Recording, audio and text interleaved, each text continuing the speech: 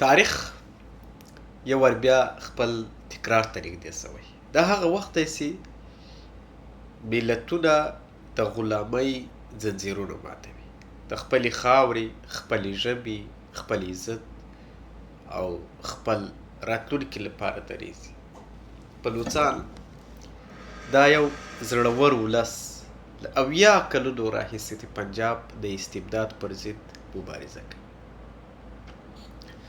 سیندیان دا تمدني قوم د مهران له کلتوره راولاړ سوي نن خپلواکي لپاره چمتووالی نیسي.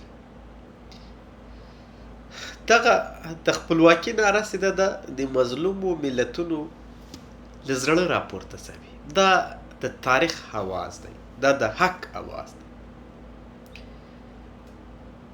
خو افسوس د پښتنو له کورنۍ نه د پاچا خان ځینې لمسیان نن د پنجاب دربار ته تعظیم کوي. د چا دربار ته؟ د پنجاب دربار ته تعظیم کوي.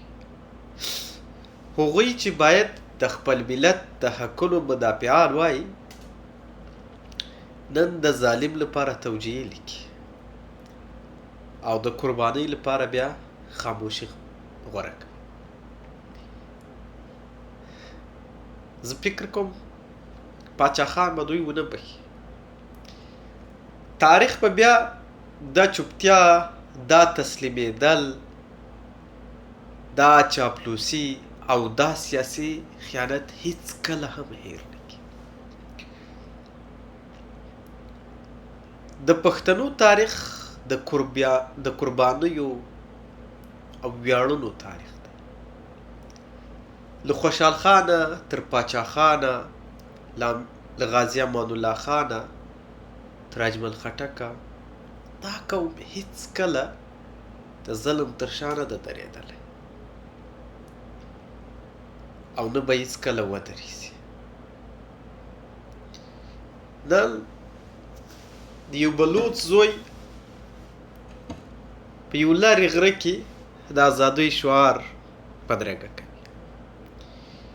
یو سیندی ځوان د دریای سیند له غاړې د خپلواکۍ ناره پورته کوي.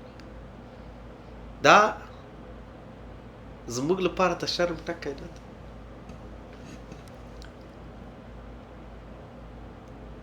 ته ووایه موږ به تر څو د نورو د ظلمونو شاهدان یو؟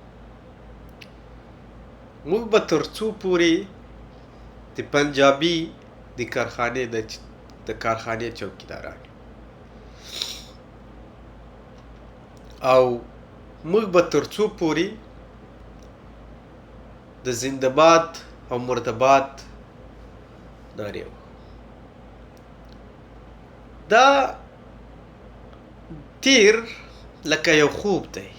له دې خوب نه باید راویښ شو. دا وخت د سیاست چاپلوسۍ نه ده. دا وخت د ملي غیرت او عملي دریځ وخت دی. ته دا سپکوه، دی به تا سپکوي. ته ده ته ښکنځلې کوه، دی به تا ته ښکنځلې کوي. دا به ستا تحریک ملامتوي، ته به د ده تحریک ملامتوي. دا لاره نه ده او نه هم چوپتیا غوره ده. که نن څوک چوپتیا غوره کوي، سبا به بیا تاریخ د دوی په نومونو باندې د خیانت چاپوي.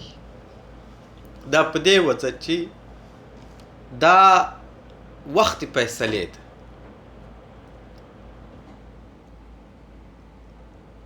باید چې خپل تاریخ وساتو، خپل کلتور وساتو، خپل ژبه وساتو، په خپله خاوره باندې خپل اختیار چې ده دا ایښی کو. د پاچا خان نوم د چاپلوسۍ نه، د مقاومت نوم دی.